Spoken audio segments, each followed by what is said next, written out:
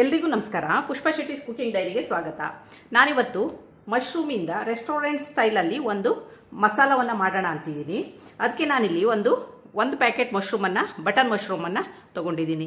ಉಪ್ಪು ಮತ್ತು ಹಳದಿ ಹಾಕಿ ಬಿಸಿ ನೀರಲ್ಲಿ ಒಂದು 10 ನಿಮಿಷ ನೆನೆಸಿ ಚೆನ್ನಾಗಿ ಒಂದು 2 ಬಾರಿ ವಾಶ್ ಮಾಡ್ಕೊಂಡು ಬಂದಿದ್ದೀನಿ.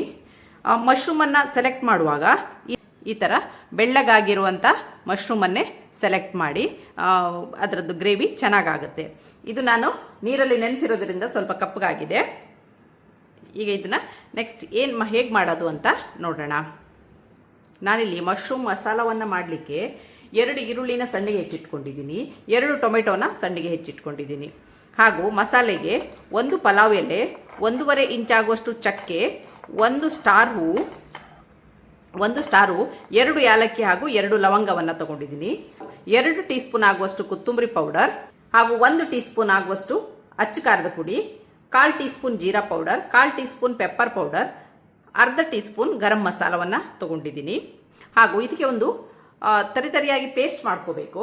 ಅದಕ್ಕೆ ನಾನಿಲ್ಲಿ 1/2 ಬಂಚಷ್ಟು ಕೊತ್ತಂಬರಿ ಸೊಪ್ಪು, 4 ಹಸಿರು ಮೆಣಸಿನಕಾಯಿ, ಒಂದು 17-18 ಬೆಳ್ಳುಳ್ಳಿ ಎಸ್ಲು ಹಾಗೂ 1.5 ಇಂಚಷ್ಟು ಶುಂಠಿನ ತಗೊಂಡಿದ್ದೀನಿ. ಈಗ ತಗೊಂಡಂಥ ಕೊತ್ತಂಬರಿ ಸೊಪ್ಪು, ಹಸಿರು ಮೆಣಸಿನಕಾಯಿ, ಹಸಿ ಶುಂಠಿ ಹಾಗೂ ಬೆಳ್ಳುಳ್ಳಿನ ನೀರು ಹಾಕದಲ್ಲೇ ಸ್ವಲ್ಪ ತರಿಯಾಗಿ ಪೇಸ್ಟ್ ಮಾಡ್ಕೊಂಡು ಬರೋಣ. ಈಗ ತಗೊಂಡಂಥ ಕೊತ್ತಂಬರಿ ಸೊಪ್ಪು, ಹಸಿರು ಮೆಣಸಿನಕಾಯಿ, ಶುಂಠಿ, ಬೆಳ್ಳುಳ್ಳಿನ ತರಿಯಾಗಿ ಪೇಸ್ಟ್ ಮಾಡ್ಕೊಂಡು ಬಂದಿದ್ದೀನಿ. ಈಗ ಇದನ್ನು ಹೇಗೆ ಮಾಡೋದು ಅಂತ ನೋಡೋಣ. ಈಗ ನಾನಿಲ್ಲಿ ಆಲ್ರೆಡಿ ತವವನ್ನು ಬಿಸಿಗೆ ಇಟ್ಕೊಂಡಿದ್ದೀನಿ. ಇದಕ್ಕೊಂದು 2 ಟೀ ಸ್ಪೂನ್ ಆಗುವಷ್ಟು ಕುಕ್ಕಿಂಗ್ ಆಯಿಲ್ನ ಹಾಕ್ತಾ ಇದ್ದೀನಿ. ಹಾಗೂ 2 ಟೀ ಸ್ಪೂನ್ ಆಗುವಷ್ಟು ತುಪ್ಪವನ್ನು ಸೇರಿಸ್ತಾ ಇದ್ದೀನಿ. ಇದೀಗ ಆಯಿಲ್ ಬಿಸಿ ಆಗಿದೆ. ಇದಕ್ಕೆ 1 ಪಲಾವ್ ಎಲೆಯನ್ನು ಪೀಸ್ ಮಾಡಿ ಹಾಕ್ತಾ ಇದ್ದೀನಿ. ಸ್ಟಾರನ್ನು ಹಾಕ್ತಾ ಇದ್ದೀನಿ. ಚಕ್ಕೆ, ಲವಂಗ ಹಾಗೂ ಏಲಕ್ಕಿನ ಹಾಕ್ತಾ ಇದ್ದೀನಿ.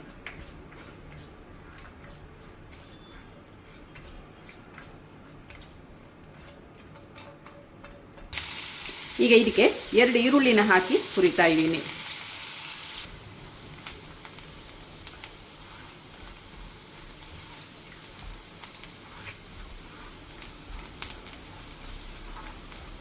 ಈರುಳ್ಳಿ ತುಂಬ ಕೆಂಪಗಾಗದು ಬೇಡ, ಸ್ವಲ್ಪ ಟ್ರಾನ್ಸ್ಪರೆಂಟ್ ಆದರೆ ಸಾಕು.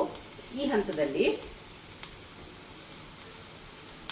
ನಾವೇನು ಮಸಾಲೆನ ಪೇಸ್ಟ್ ಮಾಡಿ ಇಟ್ಕೊಂಡಿದ್ದೀನಿ, ಈ ಮಸಾಲೆನ ಇದಕ್ಕೆ ಹಾಕ್ತಾ ಇದ್ದೀನಿ. ಈ ಮಸಾಲೆ ಹಾಕಿದ ಮೇಲೆ ಇದು ಚೆನ್ನಾಗಿ ಹಸಿ ವಾಸನೆ ಹೋಗೋ ತನಕ ಇದನ್ನು ಚೆನ್ನಾಗಿ ಹುರ್ಕೋಬೇಕು.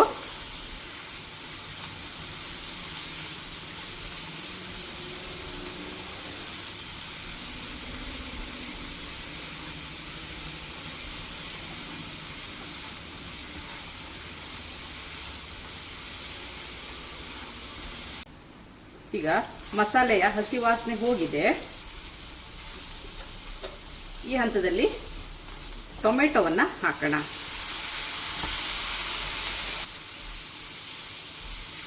ಟೊಮೆಟೊ ಸ್ವಲ್ಪ ಮೆತ್ತಗಾಗಲಿ.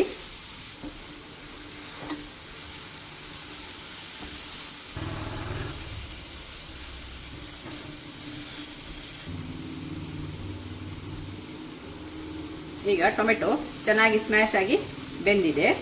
ಈಗ 2 ಟೀ ಸ್ಪೂನ್ ಧನಿಯಾ ಪುಡಿ, 1 ಟೀ ಸ್ಪೂನ್ ಆಗುವಷ್ಟು chilli powder, 1/4 teaspoon jeera powder, 1/4 teaspoon pepper powder ಹಾಗೂ 1/2 ಟೀ ಸ್ಪೂನ್ ಆಗುವಷ್ಟು ಗರಂ ಮಸಾಲವನ್ನು ಹಾಕಿ ಚೆನ್ನಾಗಿ ಸ್ವಲ್ಪ ಹುರ್ಕೊಳ್ಳೋಣ. ಸಣ್ಣ ಉರಿಲಿ ಚೆನ್ನಾಗಿ ಹುರ್ಕೊಳ್ಳಿ. ಈಗ ನಾವು ಮಶ್ರೂಮ್ ಮಾಡಿ ಹಾಕಿದ ಮೇಲೆ ಮಸಾಲೆ ಎಲ್ಲ ಮಿಕ್ಸ್ ಮಾಡಿ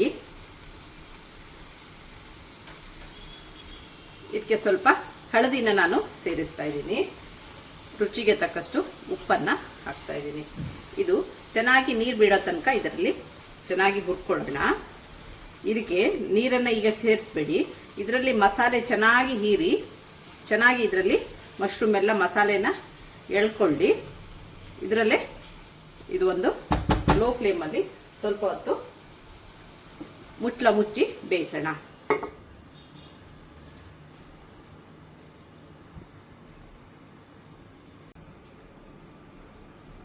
ವೀಕ್ಷಕರೇ, ಇದೀಗ ಆಗಿದೆಯಾ ನೋಡೋಣ. ನೋಡಿ, ಎಣ್ಣೆ ಎಲ್ಲ ಸೈಡಿಗೆ ಬಿಡ್ತಾ ಬರ್ತಾ ಇದೆ. ಈ ಹಂತದಲ್ಲಿ ಉಪ್ಪು ಖಾರವನ್ನೆಲ್ಲ ಒಮ್ಮೆ ನೋಡ್ಕೊಳ್ಳಿ. ನಿಮಗೆ ಯಾವ ಕನ್ಸಿಸ್ಟೆನ್ಸಿಯಲ್ಲಿ ಗ್ರೇವಿ ಬೇಕು ಆ ಕನ್ಸಿಸ್ಟೆನ್ಸಿ ಬರುವ ಹಾಗೆ ನೀರನ್ನು ಆ್ಯಡ್ ಮಾಡ್ಕೊಳ್ಳಿ. ನಾನಿಲ್ಲೊಂದು ಅರ್ಧ ಕಪ್ಪು ನೀರನ್ನು ಸೇರಿಸ್ತಾ ಇದ್ದೀನಿ.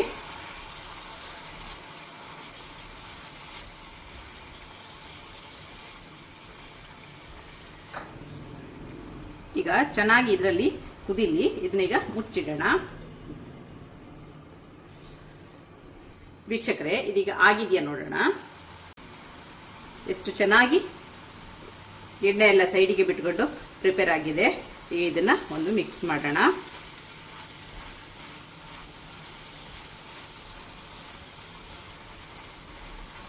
ರುಚಿ ಶುಚಿಯಾದ ಹೋಮ್ ಮೇಡ್ ರೆಸ್ಟೋರೆಂಟ್ ಶೈಲಿಯ ಮಶ್ರೂಮ್ ಗ್ರೇವಿ ಸವಿಯಲು ಸಿದ್ಧವಾಗಿದೆ.